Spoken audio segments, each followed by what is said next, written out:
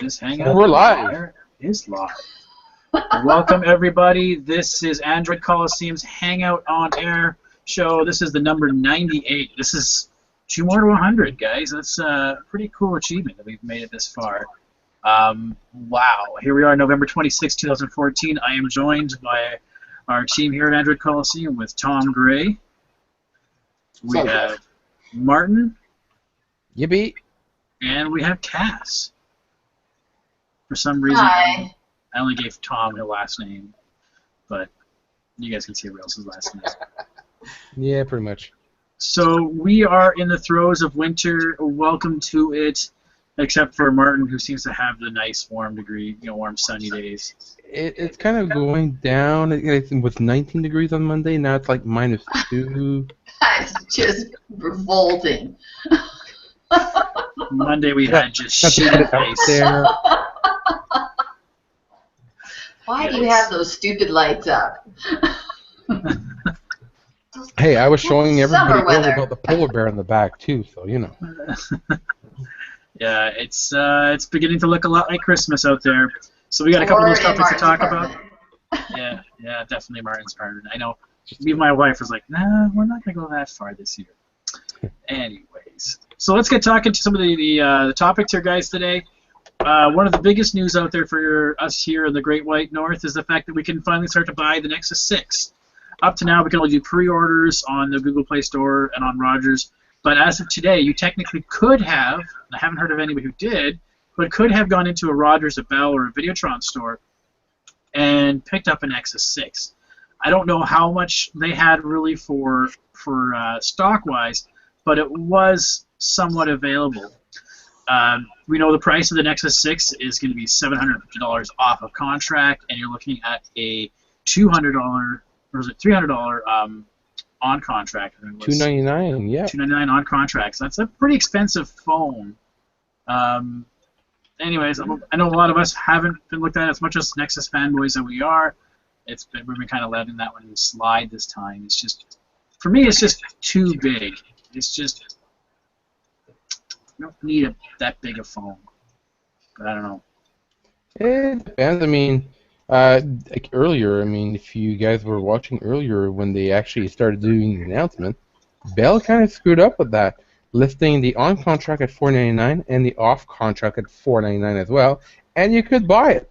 So the question is, will they actually they actually honor the people that are already purchased the phone at the $499 mark, if they've already been charged for $499, or will they just cancel everybody and just refund?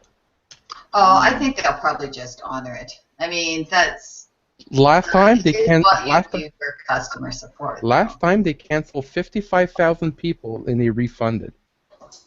Wow. Yeah, I can see they probably legally they might have to give the person who got it on the sale the error when they got it on the air, but I don't think they have to honor the other people. I think they might. So they might have to bite it for the couple, the dozen or so that got it at that special price. I can't see them extending that gracious. Exactly. We're gonna have to see what actually happens with that with the people that actually made the pre-order. So the other thing that's interesting about the Nexus 6 was the fact that TELUS didn't announce today, or what they did is they announced the fact it was coming, but they're going to delay it because there was a bug in the French version, right? So there's a bug in the French version of Lollipop, but Videotron, which is a primarily French carrier, did let it out. So I don't know what the real bug is there. It's interesting. Tom, you had a comment? Yeah. So we were talking about the Nexus and pricing.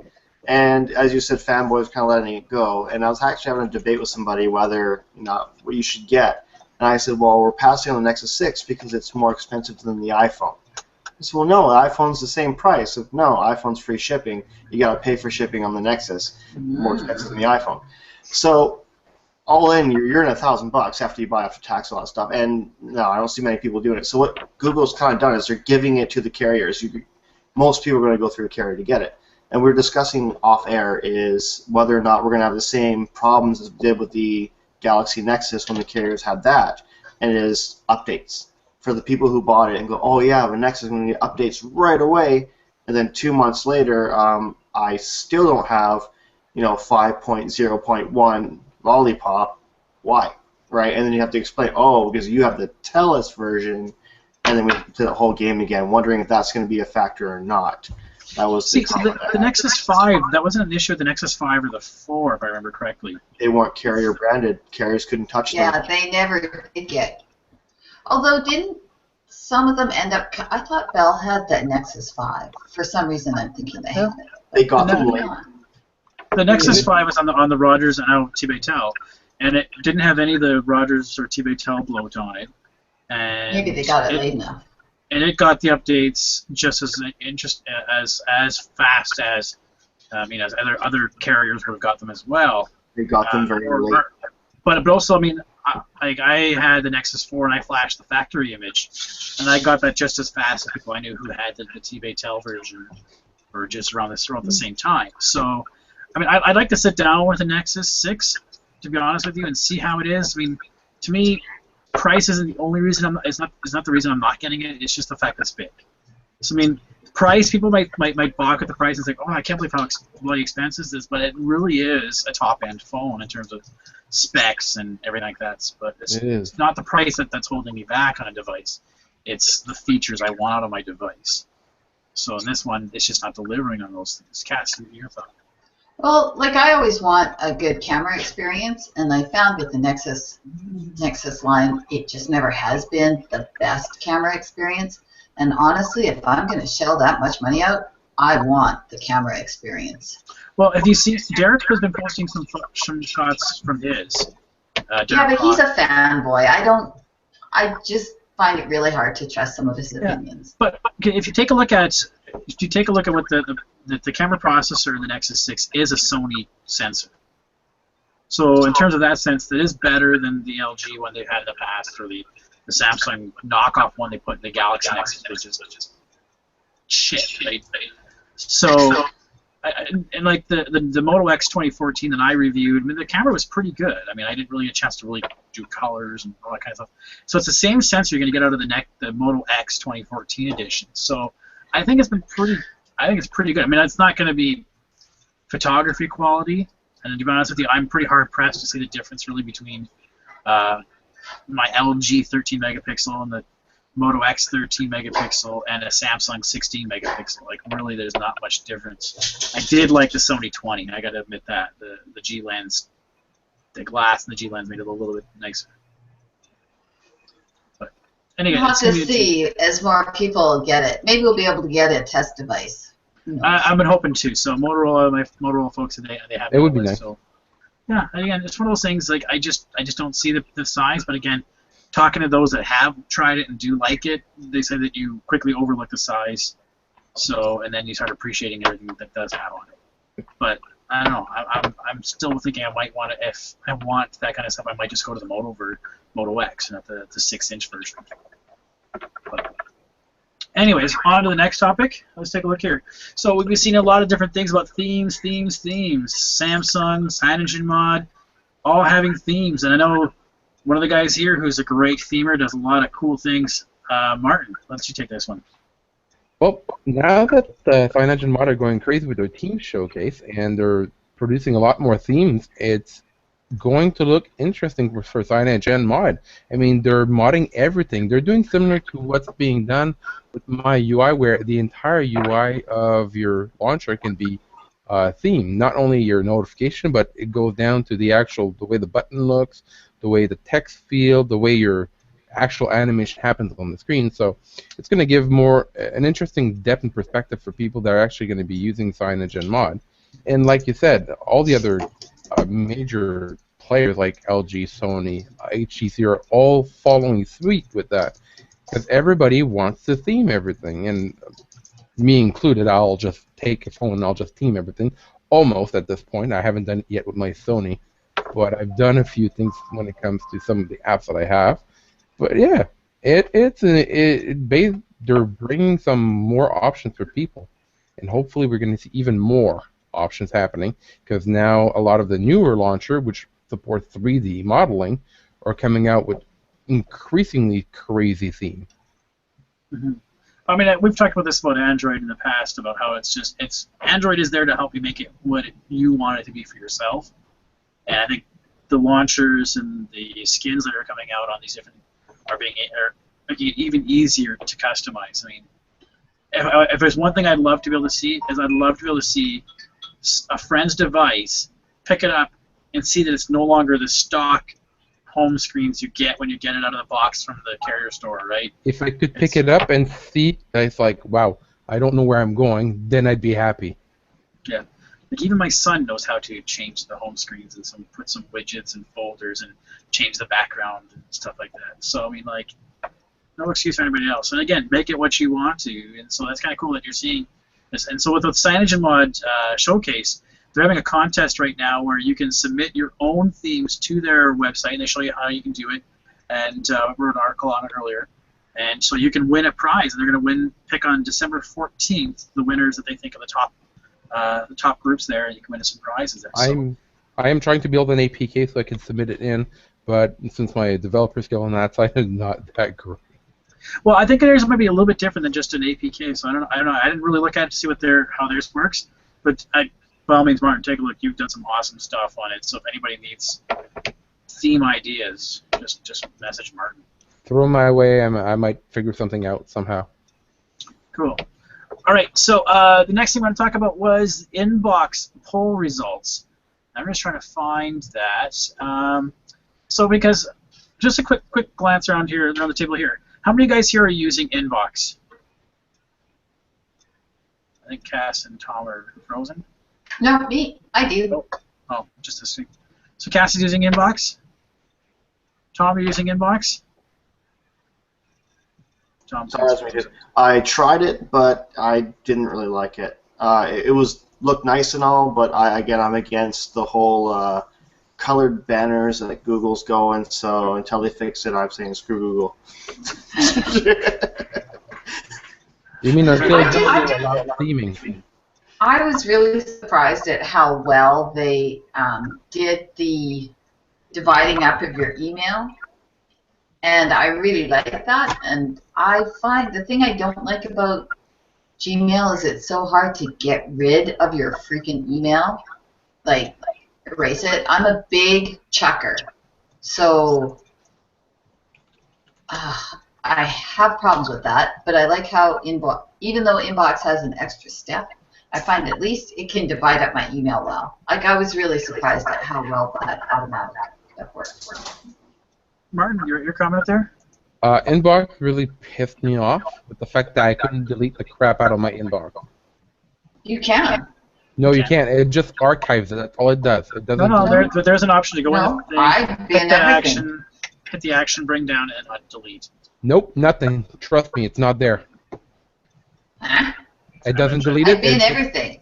I've had it. I've had the app. It does not allow to delete. The email goes into the archive folder of all mail. It's all there. It doesn't delete nothing. I can show you my past history on my phone. It did not delete anything in the last month I used it. It's all there. So I can just say, I don't know if you guys can see this, but I can say move to trash.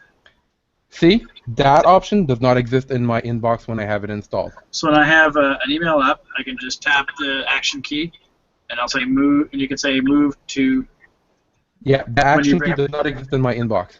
It's not there. Oh, well, that's weird. And that's the app installed from the Play Store.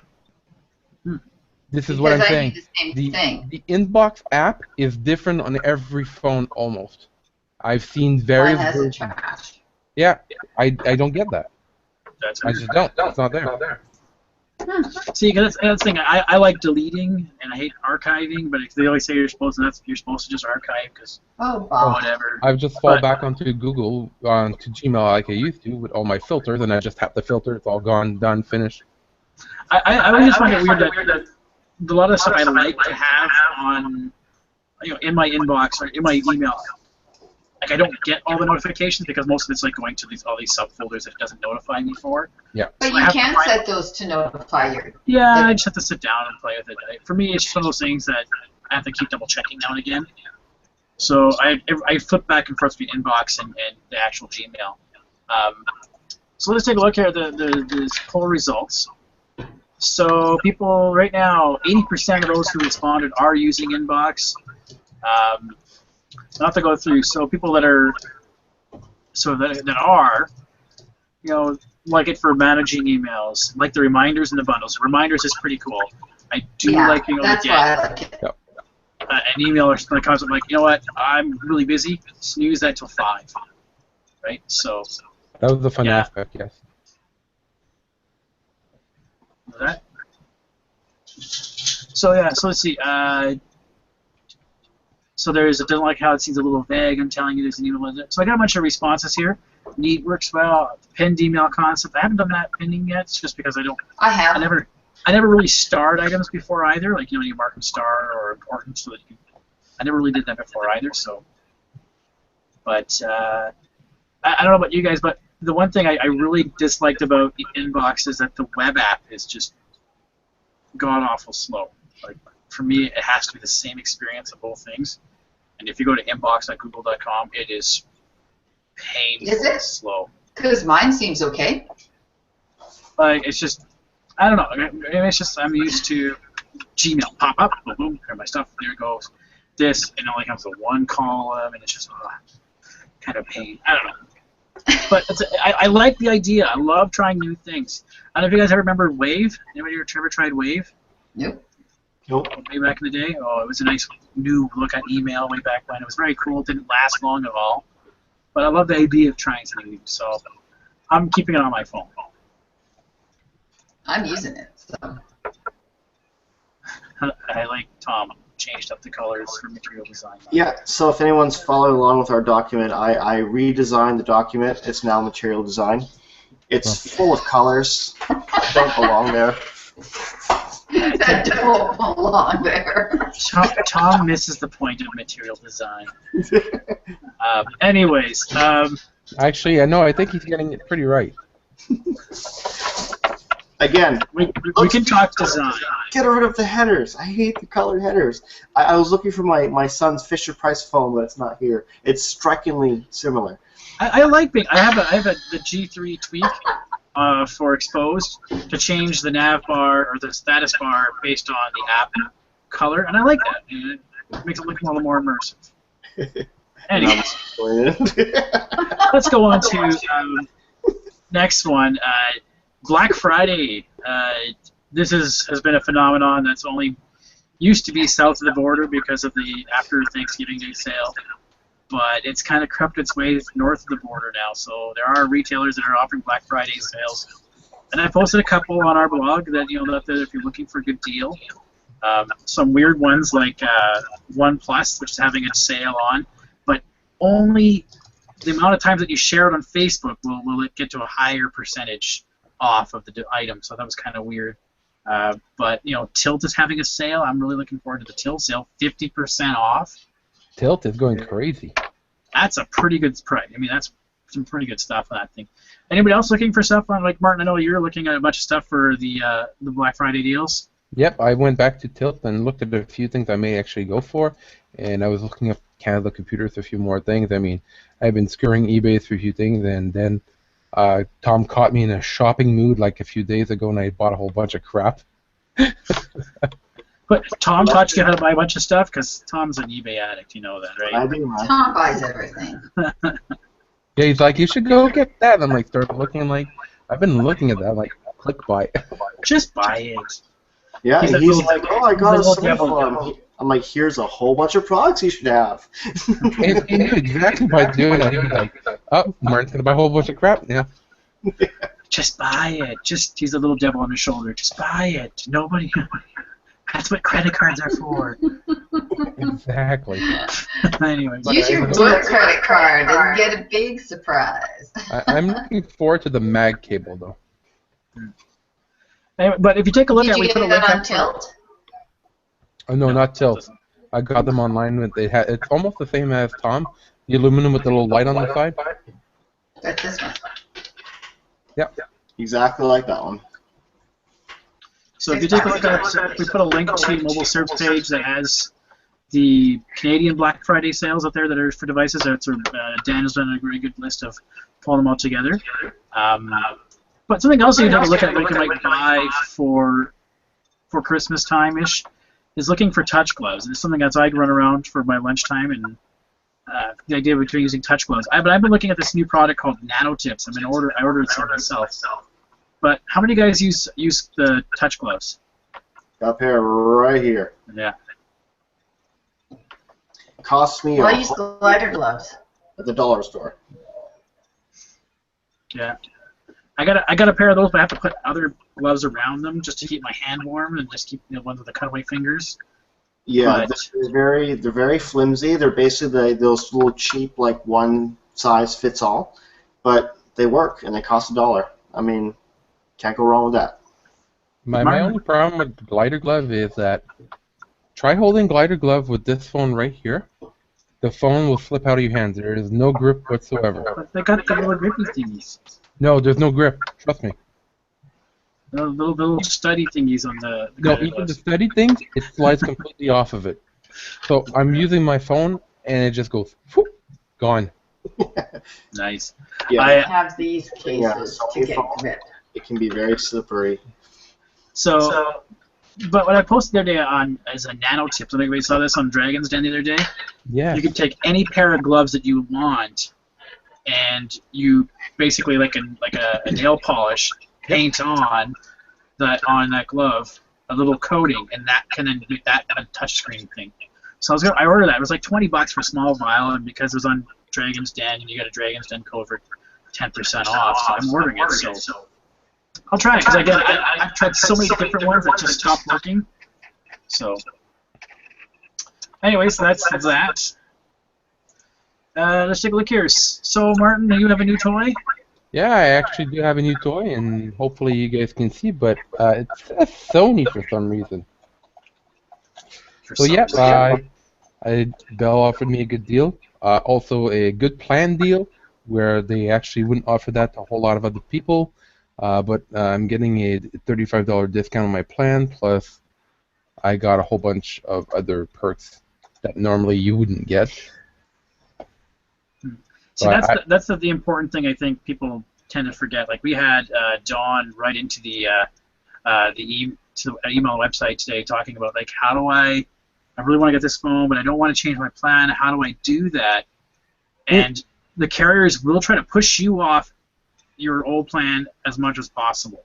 And it's I just a matter of asking. people is right now the Z2 at Bell, if you go there, is free.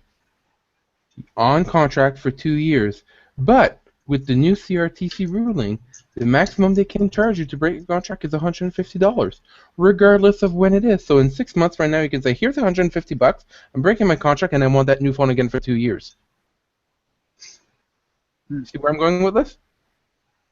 But you have to get a new plan. The problem is how do you get around having to get a new plan? The problem is the moment you grab a plan that's more than $80, they won't make any changes to what you currently have. So if your plan is hitting $80, they won't touch it. But if you're on one of the older plans that cost less than $80, like mine was, you are forced to upgrade to the new plan. That's the big thing. And also the other thing that Bell's going to be doing, they're not going to be honoring the grandfather. So if you change your phone, even if you're not buying a 2-year contract, you will lose your grandfathered plan. Nope. So it's a matter of... Yep. It depends on who you talk to. No, Yeah. Because in the I store. got... Hold on, Kath. I'm talking about Bell, and in the Sorry. store, they're forcing you to do it. Yeah. And if you call customer service, they won't force you to do it, but they're giving you a warning that a couple months from now, they will force you to change again without telling you. They're telling that to customers. How do they force you? They don't tell you. They just do it. They do the changes. Because I just got a new phone. Like I went in, I bought my Sony from the store, and I went in and I said, I need to get a SIM card for this phone. Yeah, see, but you didn't buy the phone at Bell. You bought it from the Sony store, right? Right. Okay, But that's the difference. All they did was charge me $5. For the SIM card. Yeah. But most people will actually go to the Bell store, and even if they buy it outright, they'll be forced to change their plan. Okay, I think Tom has a comment about this. I know Tom's been working heavily with Rogers and trying to yell at them for a while. This exact thing just happened to my manager at work. He bought a S4, Samsung S4, used off Craigslist, and he had the old Galaxy S2 LTE from Rogers. Mhm. So he just wanted to switch the phones. Yeah, His old totally phone was a full SIM, the new one's a micro SIM, right? Mm-hmm. So he asked me, how do I get a SIM card? So you're just going to log into a Rogers store, says, give me a SIM card. They're going to charge you $10, you leave. Done, right? He walks in, I need a SIM card. They said, well, okay, on the computer, da-da-da. Oh, your plan's too old. We can't give you a SIM card. You have to change your plan. Exactly. And he said no, and he walked out, and he came talk to me. He's like, they want me to change this and this. I said, no. You go back there and you tell them, no, you want a SIM card, and it says, just buy a SIM card, don't activate it, you can activate it yourself, call that number on the back. And so he calls star 611 from his Rogers phone. They called Rogers reps. And they're like, oh, yeah, we don't know what that other guy was talking about. We can do it for you, no problem. So Cass is exactly right. If you don't get the answer that you're really looking for, you think someone's trying to cheat you, say, you know what? Forget you. I'm going to try my hand at somebody else. It all depends on how the rep wants to help you. They can either stop you or help you. Yeah, Martin's right. They are going to eventually start stonewalling you, but there is ways around it if you're willing to fight. But and like I different said, reps are saying different things too. Because the same night, and I've asked every time I've gone into the store, I've said, I'm kind of happy with my plan. When my contract ends, do I just carry on with that plan until I get a new contract? And they said, yes, we cannot change your plan until once you finish your contract, you stay with the same thing until you enter another contract. So if I never want to buy another phone from them, I can stick with it. Yeah, then that's how it's supposed to be doing. But what's been happening lately is they have stopped telling customers and they're just changing your plan without telling you. Which is that's against the CRTC. They cannot Fraud, change isn't it? They would rather pay the fine than having to deal with an older plan. I'm not sure. I mean, not that I'm saying these guys aren't shysters and trying to chip us for every money they can, but there's huge fines right now. There's been some real issue happening right now, and it's on TV pretty much almost every day now. Most people will argue. They'll say, oh, this is not fair, blah, blah. Here's $20, and they won't say a thing after that. Yeah. And it's going to be that one guy who's got to blow the whistle and let the media know, go public with it. I'd say 9 out of 100 people are going to say nothing. They'll kind of moan and complain in the store, but either they're going to do it or they're not going to do it. I mean, in my case, I didn't have to complain. They just gave me, here, your plan is, your new plan's going to be $125, but here, what we're going to do is we're going to give you $35 credit permanently on your plan. So basically, I'm paying the same things I was before, for more. I'm like, okay. Yeah, I've got some discounts too, and yeah, they try, and you say, nope, and they can't do anything, right? They cannot do anything without your consent. Exactly. And like I said, I think the boils down to, like I think Cass and Tommy, as were saying, is just keep asking until they do. Because like, the right answer you want, yeah. I was funny because I went into the store and I looked at the G3 at the Bell store, and I said, what's the price? And they said, this price. And I said, oh, okay, well, you know what? I have to change my plan. Yeah, you have to change your plan to this. And I was like, well, my plan is much better. I am not changing it. And then the lady, like, you could tell she looked around and went like this, but if you call customer attention, they might make a deal for you. And then that was it. And she was done talking to me. And I was like, that's your whole sales tactic, is to go and complain? But, I mean, at least they're honest about it. So anyways. Tom, you have one last thought about it? Or? Yeah, that's one thing I wanted to say. There's a lot of people who go into their carrier store and try and fix something, strike a deal.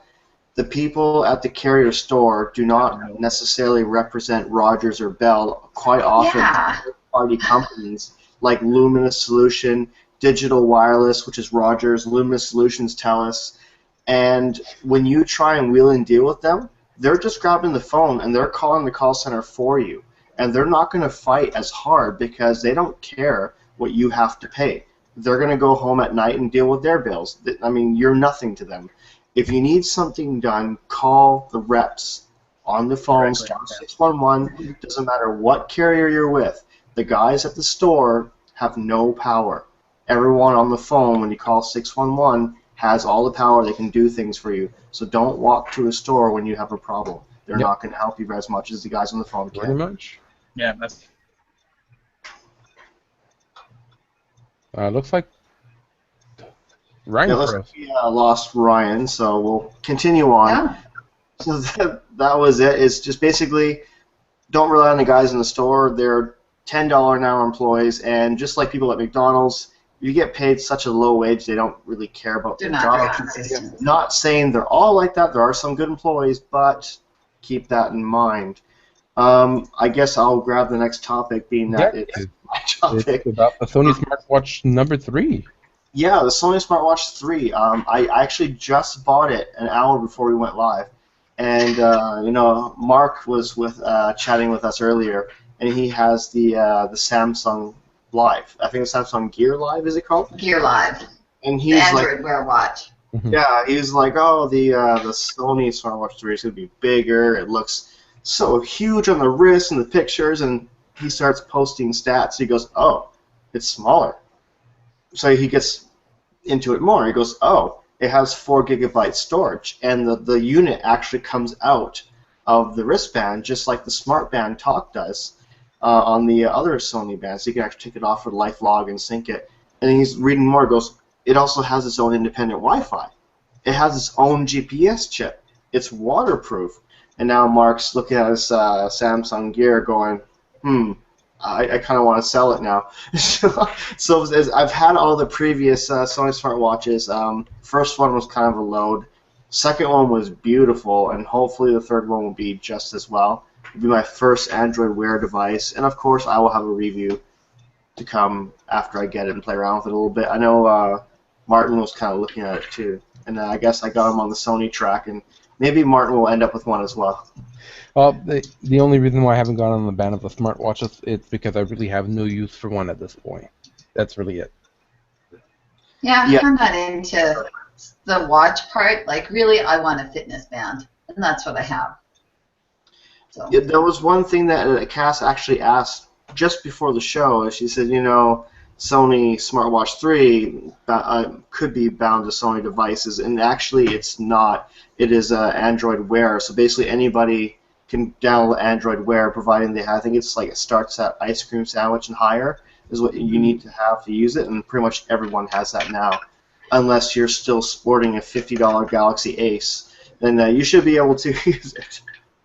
I see Ryan's trying to connect again, and any comments about the smartwatch or any smartwatch in particular before we move on? Well, that certainly makes it more of a maybe for me. Although I have to say, I still love my Gear Fit. So, I'm not like it is working with my Sony phone. All I had to do was sideload the APK, and it does everything it did before. So until I want more, I think I'll just stick with what I have. I'm trying to settle with not settle as in not upgrade like crazy. I'm going to consider it, but right now it's not on my list of things to buy at this moment. I did look at it earlier when Tom mentioned it, and I'm like, okay, the price is attractive. Yeah, it looks interesting, but I'm not ready to just go ahead and buy it. I'm still trying to figure a way to say I need a watch. Well, technically, we don't need a smartphone either. Yes, you know what? This is just like those heated steering wheels. Yeah. What Exactly. can I say?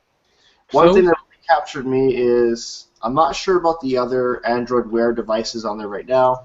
I don't know, but the Smartwatch 3 is waterproof. I don't think the other ones are as well. But having voice command as well, being waterproof with a waterproof phone, I mean, it's just they're adding all the best features that they possibly can. I mean, the only thing missing is the camera from like the Galaxy Gear watches, which it was more of a luxury anyways. Ryan's back and he has a comment, so I'm going to pass the focus back to Ryan. Just when you mentioned about it being waterproof, I gotta double check that number because I know the G Watch when they initially announced them and the Samsung Live, they said that they were IP67. Right? IP68 on the Sony. Sony is because I got that somewhere. Just to double check. So you know me on the database, I have everything on there, so I keep track of them all. And so the smartwatch today is IP67 versus everything else was an IP67. So 68 versus 67, so a little better, like, is it 5 meters versus whatever, 30 minutes versus 1 meter? So better. Something like that. I think it's 1 meter versus 3 meter or something like that. I'm not sure. Either way, waterproof is waterproof. I mean, I don't plan on going swimming with the watch on, but you know what? Can't say proof. I just might. I don't know. You can't say not that proof. crazy You yet. can say resistant. Yeah. Anyways. Martin, comment? Yeah, I mean, talking about waterproof, I have not put it in the water yet. You know, I haven't put mine in either. I'm not gonna. when I got my phone, I was like posting so many pictures about Z2, Z2, Z2, and our pool was open in our lot here, and Sony Xperia at Google page actually commented on one of my posts saying, "Well, have you dunked it yet?" And I went, "Oh, like I had to tell them no, I haven't dunked it yet." And I'm looking at my Sony Care warranty I bought, covers water damage. I'm like, yeah, okay. So I'm about to go in the pool, and I'm like squeezing the flaps, like, yeah, they're properly closed. Like, rub my fingers, like, What? yeah, they're closed. My they're question closed. is, what about the top, the earpiece? Nope. I've taken it in the shower. When you get water on the speakers, they go very quiet. But I mean- not the speakers, the actual earphone jack. It's got a coating on the inside. Yeah, no, that's waterproof as well. I've actually, I was in the pool taking it, and the girl looks at me, she goes, "Aren't you worried about your phone getting wet?" And I dunked it. And I'm like, this is the first time I'm doing this, I hope I don't make a fool of myself, right? Pull it back up, still working, taking pictures. She's like, "Oh, it's one of those Xperias." I'm like, yeah, it is. When I Nice. had the review unit, I had a birthday party for my son's friend at a pool. And we were taking pictures of the pool, the kids jumping around or whatever. And a friend of mine was like, "Yeah, aren't you a little scared?" I'm like, watch this. And I just dunked it under, and I took a video of him under the water, brought it back up. They're like, "That is cool." And it's kind of cool because you actually can still hear under the water, right? So Okay, I'm not that crazy. Okay, so I got the specs on the Google site. It does say IP68 yeah. on the technical specifications. Now, I'm not exactly sure what that means. I mean, I might try and dunk it anyway, just to try. Who knows? I had bad problems with the first smartwatch that was supposed to be waterproof, and Sony removed it from the website. Well, I mean, there's a bit of an issue, again, talking about the difference between resistance and proof, right? The whole idea of if it's resistance or proof, how you actually make that claim. And I think in Korea, there's a couple motions to remove that stuff from the state. Like, I know Sony got their hand slapped for being able to say certain things like that. Like when Google started announcing the LG and the Samsung, and one of the videos was like, oh, it showed the guy going surfing. And even though it's IP67, LG had to come out after and say, listen, even though we do say it's water resistance, we don't recommend you take this into the ocean. Yeah, they said it's not salt water because it's corrosion. I just Googled IP68. 6 means life-proof, cases protect against dust and stuff like that. 8 means life-proof cases protect against water down to 2 meters. So obviously submersion, I mean, how else are you going to get 2 meters down? So, I mean, they're kind of saying that, yeah, it is waterproof, and at the same time, if it kind of dies, and you kind of call Google and say, hey, you know, water damage. I don't know. The review that I had, it was pretty cool because like I did the same thing as Tom. I made sure everything's all closed up and whatnot. But I was showing it to a friend the other day. Like when you open it up where the SIM tray is, there's the little pink, little white tab that turns pink when it's wet. It was pink, and I was like, oh, ooh. Was it pink before I got it? I don't know. I didn't check. You know.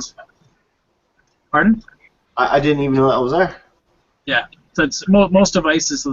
That's what the tech guys will look at to see whether or not you water damage your phone. Samsung's on the inside of the battery case. There's a couple little tabs that are white, and they'll change to a pink color if they get wet.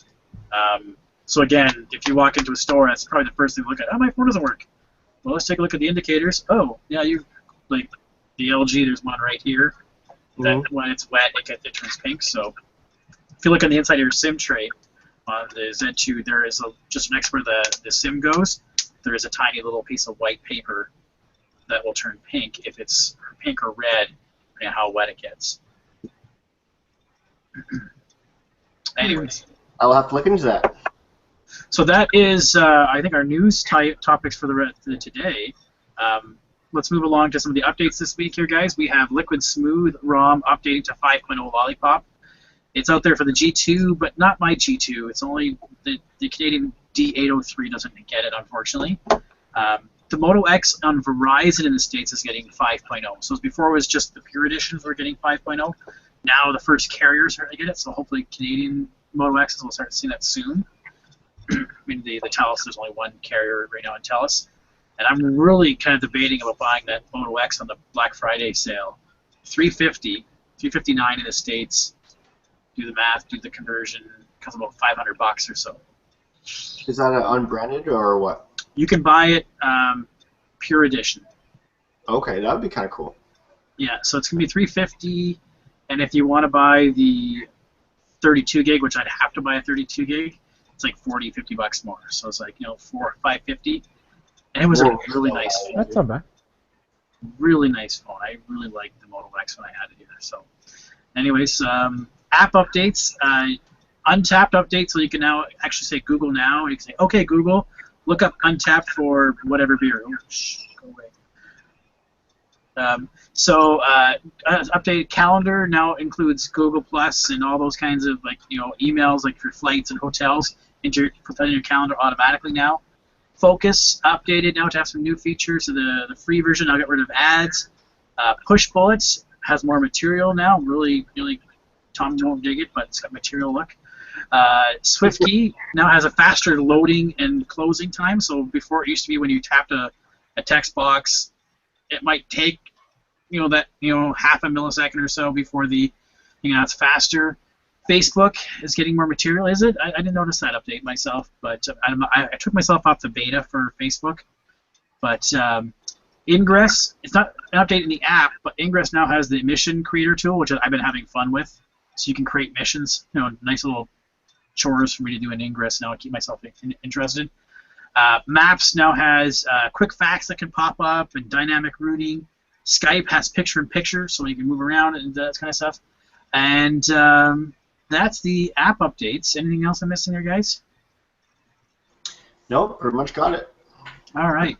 So a couple reviews. I put my initial thoughts on the Nexus Player. I love it, but it's got some bugs and some issues. And again, I don't know whether or not I hated writing this because I wasn't sure whether those bugs are because I have a defective unit or because my network issues or a combination of both. But I still love it. My kid just loves it, loves playing on the gamepad. So it's a nice compromise for me not having to get an Xbox. He can play on a console-ish type device. So you can read about it there. And if you have any questions about the Nexus Player, by all means ask me. Tom has decided to get himself something so he can sing in the shower. Yeah, it's actually recommended to me by Mark, who's a part of our team. It's called Hang Time. It's actually a water-resistant speaker. It is splash-proof, so no, you can't submerge it. Why would you want to? It's a speaker. So basically, you can clip it to your shower head. It's basically like a big carabiner. And I actually have it connected to one of the rings that hold up our shower curtain. That way it kind of reverberates off the walls and kind of gives it more of a full sound. And it's $25. I mean, I don't know if you can see the price tag. If you guys have any stores, Bed Bath & Beyond, around your location, $25 for this guy. And the sound is loud, very loud, and it's clear. I didn't expect much for a $25 speaker. And Bluetooth, right? Yep, Bluetooth connects to any phone with Bluetooth, so it can even be an iPhone. Doesn't matter. It'll still connect. It advertises 4-hour battery, which I mean you're gonna have a shower for 20 minutes at a time, maybe less. So that's enough for a full week use, easy. It uses your standard micro USB, so same thing you charge your phone with, you can charge this with. It takes about an hour. It's fully charged. I don't know why they have to advertise this. 30 feet. I don't know how big your shower is, but that's pretty much good for anybody else. And not just Oh, it actually has an auxiliary cable too, so in case you want to hook it up to a bigger sound system for whatever reason, you can do that. But another cool feature was, not just for the shower, my son has some favorite songs I have on my phone. And it was actually kind of cool to say, here, hold this. So he's holding the speaker, and I'm playing music to come out from the speaker. So he can have his favorite music and not be holding my phone. And he can run around with it, and the music stays with him. That was actually a kind of cool feature that just happened to be awesome to have. So $25. They have this model, and they also have a model with a suction cup on the back. Didn't really trust the suction cup, so I went for the clip. $25, Bed Bath & Beyond. It is totally worth the price. And it's called Hang Time. That is my little review. Cool. And an awkward silence fills the room. I said cool because it was kind of a blank moment there. That'd be kind of nice too for people who don't want to take their phone too close to the pool edge. You know, you could have that with you instead. Definitely. Yeah, 60 feet. Well, yeah, I mean, it goes outside of your shower, clearly, but, you know, it's kind of funny because I got a water-resistant speaker, waterproof phone, so I'm, like, in the shower, like, playing music out there, so I'll have to change the song, boop, right? Don't worry about the phone being wet, right? And soon you'll have your watch. Yeah, so, and then I can set the phone up, take a watch. This is me in the shower. Click. Exactly, and it does a job for what you need. Yeah, exactly. So let's move on to the tip of the week. We have force closed. I mean, a lot of us, we've probably force closed our application before, right? I mean, an application's bugging up or it's doing something. We want to get rid of it. I mean, the easiest way to do it, you pull down from the right side your menu, you go over to your settings. From the settings menu, you'd be going down to your application option, and from there, you'd scroll down to the app you want, you'd select it, you'll get the options of the application, and you can hit that button that says force close. They'll just basically terminate your application, which will allow you to restart it afterward. And that's the tip of the week. Simplest way to just close an application that's annoying you or is behaving irrationally. Irrationally. Hey, so since since it's just us Sony people here, Apparently. Who is using LifeLog? Because I look at that and I think, man, that's way too intrusive for me. I disabled it, but because the watch I have is going to work with it, I might just start using it to see what it's like. But I don't know, because Samsung had that too. I'm trying to think of their name as well. Well, they had S-Health, but it didn't seem like, man, no, LifeLog seems way more intrusive. Honestly, I don't have the app LifeLog. It comes preloaded with your phone, Martin, so you may have already disabled it. No, that's what I'm saying. It's not even in my disable section. Did you install the 4.4.4 FTF? No, not yet. I'm still on the 4.4.2. Okay. So that's probably why. If you install the latest from Sony, you will have LifeLog pre-installed. This weekend, I'm going to go with the link you gave me to install the FTF, the 4.4.4. Yep. And I'm going to do that this weekend. It's just because right now it's a pain. I don't want to redo my phone again. Do it now. Do it now before you get too far. Yeah, no, I'll wait for the weekend. I'll have more time on the weekend where I can just spend like 2 or 3 hours just doing that. I mean, do it soon, as opposed to waiting. Oh, that's one thing. I'll be doing it this weekend. I'd like to expand on Martin's little tip of the week as well. He mentioned how to force close applications, and that is a very useful tip to have. Right next to force closing your application, you have your running apps list. Everything in that app is running.